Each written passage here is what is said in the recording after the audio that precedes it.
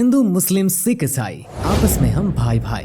अगर आप भारत में पैदा हुए हैं तो ये लाइंस आपने जरूर सुनी ही होगी, लेकिन काश ऐसा होता। आए दिन देश में कई ऐसे मुद्दे सामने आते हैं जो ये एहसास दिलाते हैं कि समानता का अधिकार तो यहाँ है ही नहीं। इस देश के कुछ अधिकार हैं जो सिर्फ समुदाय विशेष की पैरवी करते नजर आते हैं।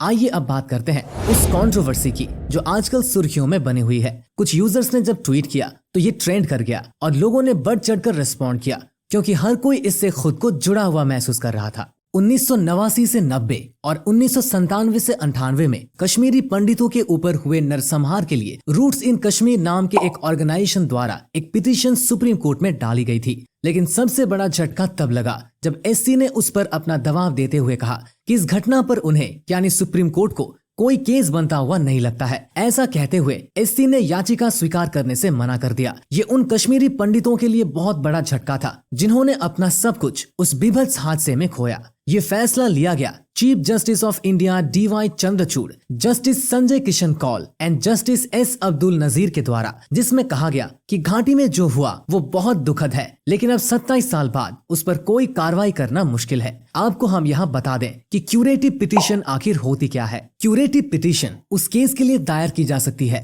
जिसे सुप्रीम कोर्ट ने पहले ही खारिज कर दिया हो, और यही कश्मीरी पंडितों के लिए 2017 के केस में हो चुका है। उस समय के CJI जगदीश सिंह केहर जस्टिस चंद्रचूड़ ने ये कहकर खारिज कर दिया कि जो भी हुआ बहुत दुखद है, इसके लिए हमें दिल से खेद है, लेकिन अब 27 साल बाद इस पर कुछ किया नहीं जा सकता है और इतने समय बाद अब सबूत जुटा पाना भी मुश्किल है। फिर इसकी क्यूरेटिव पिटीशन 11 नवंबर 2022 को भी खारिज कर दिया गया। अब आते हैं कि अभी ये चर्चा में क्यों आया। सुप्रीम कोर्ट ने इतने बड़े केस को तवज्जो न देते हुए बंद कर दिया, और एक केस जिसमें धर्म विशेष के एक बच्चे को हिंदू कम्युनिटी के बच्चे द्वारा थप्पड़ मारा गया। एक छोटी सी बात जहां मुजफ्फरनगर में एक टीचर एक बच्चे से धर्म विशेष के बच्चे को थप्पड़ मारने के लिए कहती है। इस पर एससी ने तुरंत संज्ञान लेते हुए DSP मुजफ्फरनगर को तलब किया और उस टीचर के अगेंस्ट केस फाइल करने का आदेश दिया। अब यहाँ गौरतलब है कि केस को सुप्रीम कोर्ट ने इतनी अहमियत दी, और वो केस जिसमें हजारों हिंदुओं को मार दिया गया और लाखों लोग उन शांति दूतों के कारण विस्थापित होने को मजबूर हुए, उस केस के लिए उनको सुनने तक टाइम नहीं।